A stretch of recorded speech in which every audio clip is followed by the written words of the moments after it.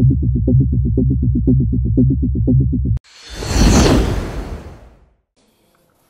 आदमी पार्टी की national council की आज मीटिंग हुई और उसमें सभी लोगों ने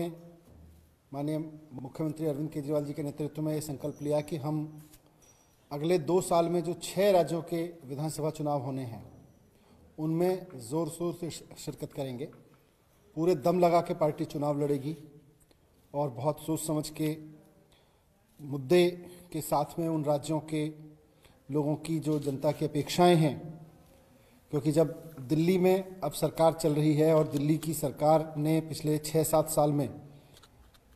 हेल्थ में, एजुकेशन में, रोज़गार में, इकोनॉमी में जो काम किए हैं, इंफ्रास्ट्रक्चर डेवलपमेंट में जो काम किए हैं, मज़दूरों के लिए, गरीब लोगों के लिए, महिलाओं के लिए जो काम किए हैं, उससे पूरे देश में लोग इंस्पायर्ड हैं। और इन 6 राज्यों में जहाँ जहाँ चुनाव होने हैं वहाँ के लोग, बहुत सारे लोग दिल्ली में भी रहते हैं,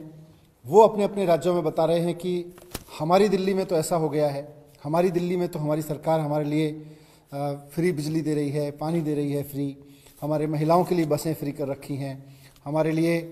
इतने बढ़िया इंतज़ाम स्कूलों के कर दिए हैं, प्राइवेट स्कूलों की फ़ीस नहीं बढ़ने दी, अस्पतालों के इतने इंतज़ाम कर दिए अच्छे कि कोविड जैसी महामारी जिसका दिल्ली पे बहुत ज़बरदस्त असर था, उसके बावजूद कहीं कोई क्राइसिस नहीं हुआ दिल्ली में। तो ये सारी बातें इन 6 राज्यों के लोग जो हैं, जो अलग अलग राज्यों से दिल्ली में रहते हैं, वो भी अपने अपने घर में, अपने गांव में, अपने कस्बे में लोगों को बताते हैं। और वहाँ से फिर लोगों की डिमांड ये आई कि हमारे राज्य में भी ऐसा हो सकता है। अगर दिल्ली में 80% आबादी को बिजली फ्री मिल सकती है तो उत्तर प्रदेश, उत्तराखंड या बाकी राज्यों में, पंजाब में, गोवा में, गुजरात, हिमाचल प्रदेश में क्यों नहीं मिल सकती है? अगर दिल्ली के सरकारी स्कूल अच्छे हो सकते हैं तो पंजाब के सरकारी स्कूल, उत्तराखंड के, उत्तर प्रदेश के सरकारी स्कूल अच्छे क्यों नहीं हो सकते हैं? हिमाचल प्रदेश के, गुजरात के सरकारी स्कूल अच्छे क्यों नहीं हो सकते हैं? गोवा के सरकारी स्कूल अच्छे क्यों नहीं हो सकते हैं? तो ये सारी चीज़ें उन राज्यों से उठ रही थी। वहाँ के राज्यों से लोग डिमांड कर रहे थे, मुख्यमंत्री जी से भी मिल रहे थे, नेशनल काउंसिल के लोगों से भी कह रहे थे भाई आप अपनी पार्टी को यहाँ लेके आएँ, और कई पार्टी के सदस्यों ने भी ये बात कही। तो आज फिर ये सर्वसम्मति से निर्णय लिया कि पूरी पार्टी ज़ोर शोर से चुनाव लड़ेगी। पंजाब, उत्तराखंड, उत्तर प्रदेश, हिमाचल, गुजरात और गोवा के विधानसभा चुनाव लड़े जाएंगे और वहाँ पर उन्हीं मुद्दों पर जिनके लिए दिल्ली में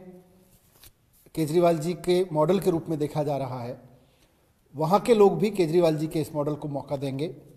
लोगों के बीच इसको रखा जाएगा। इसके साथ साथ पार्टी में आज किसान आंदोलन को लेकर भी चर्चा हुई नेशनल काउंसिल में, और जो नेशनल काउंसिल के सदस्यों ने भी और तमाम नेताओं ने भी इस बात को रखा कि किस तरह से किसान आंदोलन को बदनाम करने के लिए साजिश के तहत ये हरकतें कराई गईं, और जो असली गुनहगार हैं इस तरह की वायलेंस के, उनके खिलाफ कार्रवाई नहीं की जा रही है। और साथ साथ 26 तारीख को तो जो हुआ सो हुआ, लेकिन अभी किसानों की जो मांग है, जिसके लिए किसान पिछले 2-2.5 महीने से कड़कड़ाती ठंड में तपस्या कर रहे हैं बॉर्डर पे, वो मांगें अभी पूरी नहीं हुई हैं, वो मुद्दे वहीं के वहीं हैं, वो उनकी पीड़ा वहीं की वहीं है। तो ये भी मांग की गई कि किसानों की मांगें मानी जाएं, ये तीनों किसान बिल वापस लिए जाएं। तीसरी चीज़ जो नेशनल काउंसिल में इम्पॉर्टेंट हुई वो थी आम आदमी पार्टी के संविधान में कुछ सुधार किया गया है। पिछले 9 साल के अनुभव के आधार पर ये देखने में आया है कि हमारे कुछ संविधान के क्लॉज पार्टी के आगे बढ़ने में व्यवहारिक दिक्कत पैदा कर रहे थे, और ख़ासतौर से उन राज्यों में जहां पर पार्टी आगे बढ़ रही है, धीरे धीरे नए पैर जमा रही है, वहां भी कुछ ऐसी क्लॉज थी जो दिक्कत कर रही थी। तो उसको और व्यवहारिक बनाने के लिए कुछ संविधान में मामूली संशोधन किए गए हैं, जिनमें से कुछ प्रमुख का जिक्र मैं यहाँ कर देता हूँ। हमारे संविधान में, पार्टी के संविधान में जिक्र था कि पार्टी की जो यूनिट होगी, प्राइमरी यूनिट होगी, वो बूथ लेवल पे होगी। अब ये तय किया गया है कि पार्टी की प्राइमरी यूनिट डिस्ट्रिक्ट लेवल की यूनिट को माना जाएगा। इससे पार्टी को आगे बढ़ाने में मदद मिलेगी। दूसरा, अब पार्टी क्योंकि आगे बढ़ी है, पार्टी के कई एमपीज़ हैं जो चुनाव जीत के आए हैं, कई एमएलएज़ हैं अलग अलग राज्यों में। तो एमपीज़ और एमएलएज़, वो जो भी इलेक्टेड एमपीज़ और एमएलएज़ होंगे वो पार्टी के नेशनल काउंसिल के सदस्य होंगे, और जिन राज्यों के वो एमपीज़ या एमएलएज़ हैं वहाँ की वो स्टेट काउंसिल के सदस्य वो बाय डिफ़ॉल्ट बन जाएंगे। ये एक संविधान में चेंज किया गया है, क्योंकि पार्टी के जो चुने हुए लोग हैं वो अब अहम भूमिका निभा सकें, उसमें पार्टी में भी अहम भूमिका निभा सकें। कुछ मामलों में देखा गया था कि पार्टी में किन्हीं भी कारण से, किसी के हट जाने से, किसी की डेथ हो जाने से, या किसी के अपने निर्णय से, या पार्टी में चेंज होने से, बीच में अगर जिला स्तर पे या राज्य स्तर पे या नेशनल स्तर पे कोई पदाधिकारी, कोई पद खाली होता है, कोई वैकेंसी क्रिएट होती है, तो संविधान के मुताबिक उसको तब तक नहीं भरा जा सकता था जब तक अगले चुनाव ना हो। तो ऐसे में अगले चुनाव की व्यवस्था तक वो पद खाली रहता है। तो अब ये निर्णय लिया गया है संविधान में संशोधन करके कि नेशनल एग्जीक्यूटिव या स्टेट के मसलों पे स्टेट एग्जीक्यूटिव अंतरिम रूप से उस पद पर किसी व्यक्ति को नियुक्त कर सकेगी जब तक कि अगला चुनाव ना हो जाए। तो ये एक चेंज किया गया है। ये भी चेंज किया गया है कि पार्टी के सदस्यों को इस बात की पूरी परमिशन होगी कि वो पार्टी के फोरम पर, प्रॉपर फोरम्स, चाहे वो जिस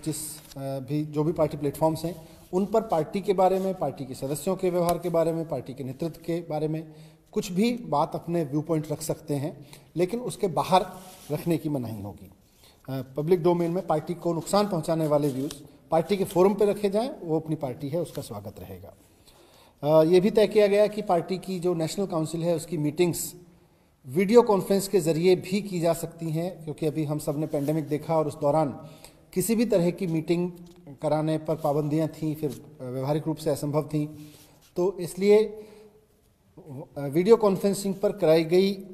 अगर कभी कराने की ज़रूरत पड़ी तो वीडियो कॉन्फ्रेंसिंग पर कराई गई जो मीटिंग होगी नेशनल काउंसिल की या स्टेट काउंसिल की, वो भी वैलिड मानी जाएगी। इसके लिए दिया गया। एक और चीज़ थी कि परिवार, ऐसे लोग भी पार्टी में जुड़ना चाह रहे हैं जो पहले से